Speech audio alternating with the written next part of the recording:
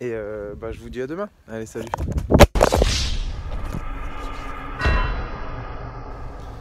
Bon, là, je suis un peu en mode de... Voilà, couvert à fond, parce qu'il commence à pleuvoir. Et je vois un peu les dégâts après Marville. Et en fait, je viens de réaliser quelque chose. J'ai enlevé les deux écrous du pare-choc et je me dis, il vient pas. En fait, je viens de comprendre que ce qui reste sur la voiture, en fait, c'est pas que le pare-choc est venu complet, non, non. En fait, c'est que la traverse, carrément, du pare-choc est restée sur le châssis. Et le pare-choc, lui, s'est déboîté. Donc, en fait, ça s'est arraché de partout, quoi. Tu vois, genre là, il est encore fixé sur la traverse. Mais là, pas du tout, tu vois, ça se sépare. Donc, je vais démonter tout ça. Du coup, vu que maintenant toute la traverse est enlevée, bon, je vois qu'il va falloir que je retire aussi l'admission parce que forcément, en s'arrachant, ça va. Oh putain, je me suis fait attaquer par une pomme. Ça va aller, ouais. Elle a failli me taper dans la tête, la guerre, Sartec. Parce que le bois, là, du coup, il est arraché d'un peu partout, tu vois. Voilà. Donc là, en gros, le bois, il va dégager. Et on va modifier l'admission, hein. Je vais la remettre un peu en façade. Voilà ce qui reste donc du bois. Je vais de le retirer des réducteurs là, putain. Ça s'était bien arraché de deux endroits différents. Là c'est où il y avait la localisation du klaxon là. Ça s'est coupé net. Et bien sûr au niveau de la buse. Donc ceci explique cela. Ça je vais pouvoir le virer. Et je vais le repasser, je vais le mettre à la sortie de la boîte à air d'origine. On va retirer ce que je vois que j'avais encore mis un petit collier ici. Et voilà. En fait j'avais la traverse qui s'était arrachée du PC moi en fait, tu vois. En tout cas, il avait bougé sa mère, il n'y a plus rien qui tenait sur le pare-choc M3. Fake M3. Voilà l'état du bois un petit peu. Ça fait bizarre de la revoir, ça fait plaisir. Du coup l'admission, je repasserai en façade. Première bonne nouvelle, la traverse est refixée. Tout tient. J'ai remis que deux attaches comme ça. Une de chaque côté. Au moins il y a moins de risques qu'il pète si jamais j'ai un impact. Comme là il sautera. Comme quand je suis descendu du plateau. Deuxième nouvelle. Les dégâts d'après Marville, là je vois que le pare-choc en fait, quand j'ai pris le pneu sur le côté là bêtement, il m'a sacrément bien arraché le pare-choc en fait. Il me l'a tout cassé sur le bas de toute façon. Donc voilà un peu les séquelles. Je vais essayer de voir pour refaire quelque chose, disons d'acceptable, fixe, qui se voit pas trop quand j'ai l'œil dessus. Au moins je pourrais le remonter sur la voiture et pouvoir rouler. Pas que j'ai un côté qui se balade un peu bizarrement. Et ce qu'on va faire c'est à la mode drift, hein. On va commencer à mettre des Colson. Et au moins ce sera fixe et ce sera propre. Propre, je rigole hein, bien sûr. J'ajoute à ça bien sûr deux paires de Colson pour être sûr que ça tienne bien. Parce que les Colson vous apprendrez que c'est la vie. Et au moins je suis sûr de ne pas perdre ma traverse en roulant quand même. Donc voilà. Un petit là, tu vois c'est scred. Tu vois, là, hop, c'est scred, c'est efficace. T'as la baguette qui se remet au-dessus. Sartec, tu le vois même pas. Et ça tient. On va aller percer tout ça. Avant. Et après, la cassure elle était là. Elle est où maintenant? Elle est plus là. C'est ça qui est bon. Là j'ai refixé ici. Quand tout sera très propre, vous verrez presque même pas qu'il y a un Colson limite. Tu vois. C'est ça l'avantage du pare-choc noir. Et j'ai respecté les lignes et repris la pièce comme elle l'était. Là j'ai fait une double fixation à gauche et à droite. Comme ça au moins je suis sûr qu'il n'y a aucun jeu. C'est complètement fixe, tu vois. Et ça fera un peu moins dégueulasse. Bon, maintenant qu'il est un peu réparé partout, j'en ai profité pour virer l'anti-brouillard qui est resté vu que l'autre était déjà parti. Et l'ancien proprio avait mis ça. Franchement c'était pas mal parce que ça tenait vraiment bien les anti-brouillards pardon. Et franchement c'était top. J'ai eu du mal à l'enlever donc c'est limite dommage que l'autre il soit perdu pendant l'accident, mais au moins ça fera un rendu homogène. Et le pare-choc, vaut mieux avoir soit deux anti-brouillards soit pas du tout, parce que avoir un côté un anti-brouillard et de l'autre pas, ça fait un peu bizarre. Là on va remonter tout ça. Et voilà. Tout est remonté. Ça ira mieux une 36 avec un pare-choc quand même. Voilà, je suis désolé, elle est dégueulasse. Elle est vraiment dégueulasse avec la sortie de Marville, mais c'est un détail comme on dit chez nous. Ah là là. Pour ce qui est pare-choc c'est fait, maintenant je vais m'intéresser un peu à l'admission. Je vais voir pour réinstaller ça avec l'adaptateur et essayer de choper un peu l'arrivée d'air d'origine ici avec les deux trous là que vous avez. Et pour démonter le débitmètre et l'admission et la nettoyer parce qu'après la sortie il était bien dégueulasse. Donc voilà, c'est remonté. Et donc mon choix aurait été simple, hein. Je me serais reporté ici, remonter le débitmètre et je vais prendre, donc comme je vous disais, l'air qui arrivera directement de là-bas. J'ai remis juste la petite buse à l'avant pour que l'air elle se dirige plus simplement à l'intérieur. Donc vous voyez, l'air qui arrivera en frontal, il y aura directement dedans. Et je pense que ce sera aussi efficace au final. Donc voilà, bien content d'avoir pu remonter déjà tout ça ce soir. C'est une soirée où j'avais rien à faire. Je me suis dit, c'est quoi, au mieux de rester à la maison, ce que je vous ai préparé un montage que vous aurez déjà vu du coup, c'est celui sur Marville. Ce soir j'attendais qu'il s'uploadait sur mon PC. Donc je me suis dit, pendant ce temps-là, autant faire avancer le schmilblick. Donc voilà, le pare-choc est réparé entre guillemets. L'admission est remise, j'ai plus le beau à craquer. Je vais récupérer ma puissance parce qu'en fait j'aspirais de n'importe où. J'ai nettoyé un peu l'intérieur du débitmètre aussi au nettoyeur frein, ainsi que le filtre à air. Et tout ce qui est cosse de branchement pour l'admission. Parce qu'à mon avis, avec la merde qu'il y avait là-bas, ça m'étonnerait pas qu'elles étaient un peu sales.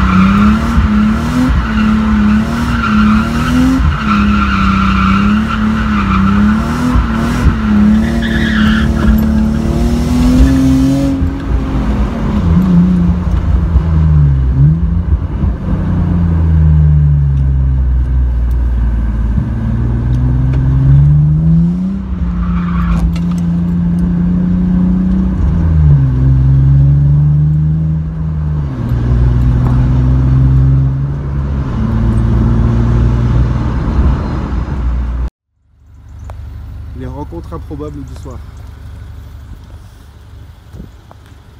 Ça fait plaisir.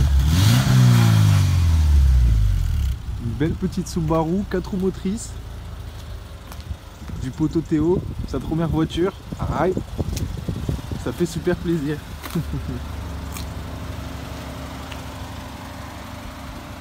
Il est 2h30 du matin et tu te balades et puis ton pote il se balade et on se rencontre. Alors celle-là elle tue. Et rectification en fait, il n'est pas 2h et quelques du matin, il est 3h en fait, il est 3h08.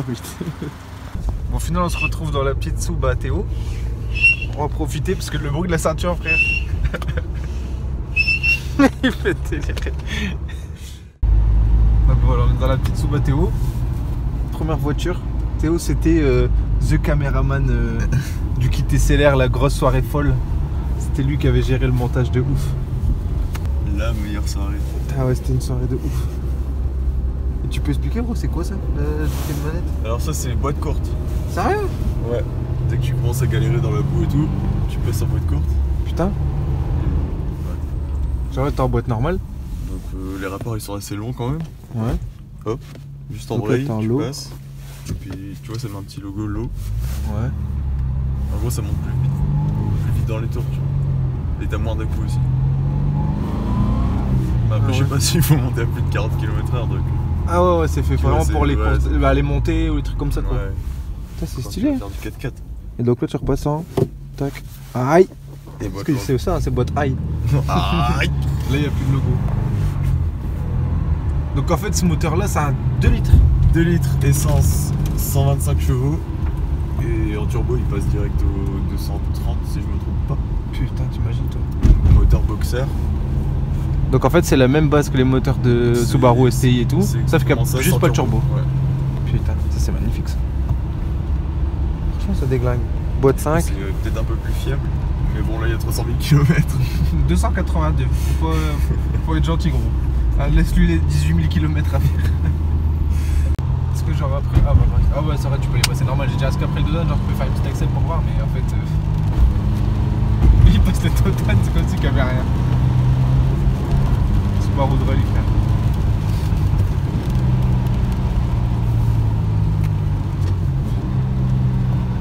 C'est marrant ça. Si tu lui mettais une petite ligne, comment elle serait délirante, je trouve. Ouais, je pense. Ça partira en live.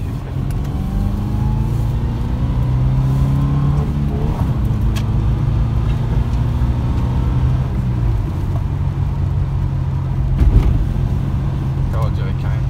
Suspension toute d'origine. Ouais, elles sont mortes à l'arrière. Magnifique. C'est pour ça que c'est encore douloureux pour elle quoi. Subaru Break. C'est quoi la couleur, tu sais pas? Parce qu'elle est spéciale en plus, c'est un vert champagne. Vert anglais, ouais. Vert anglais, ouais. Vert British. British vert. Donc là maintenant si tu veux bien pour les abonnés tu fais un wheeling. Les gros malades, je rigole. C'est parti. Et alors là on va vous montrer le clutch kick. Tout joue dans l'embrayage. Oh là là. Donc voilà. Un petit nettoyage lui fera du bien, c'est ce qui va se passer par la suite. Mais j'espère que cette petite vidéo assez simple et sympa vous aura plu. Moi je suis content parce que ça va faire avancer un petit peu la voiture. Je l'ai remis dans un état où je pourrai enfin rouler avec. Donc déjà ça je suis bien content. Et voilà. Moi j'en profite pour vous souhaiter une bonne soirée, une bonne nuit. Et je vous dis à demain. Allez salut.